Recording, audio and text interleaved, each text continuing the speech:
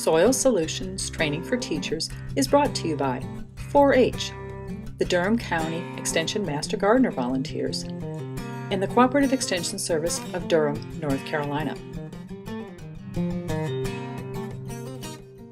Continuing with Lesson 5, Pollination Partners, students are going to dissect a flower.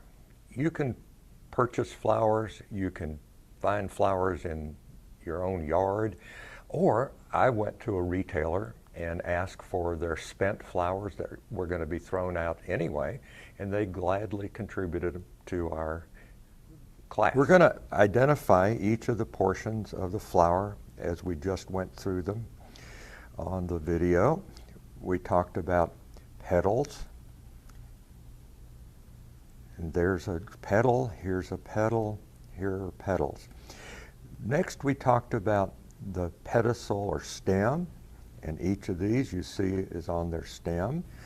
And the part that protects the flower before it blooms is the sepal, and I'm pointing out the sepal from a rose right here. Next, let's look at the portion of the flower that contains the pollen. Let's open it up, and this is a tulip. And here are the anthers that contain the pollen. I'm pointing to one here, visible on this daylily. These little filaments that hold up the portion, the anther that has the pollen. And this one has a very visible pistil, which the pollen is transferred to, and then it tunnels onto the ovary. This ovary is super visible to us. You see the nice round ovary, and in it are the little ovum. Now here's what happens when the flower is fertilized. It forms the little seed pod, which has the ovum.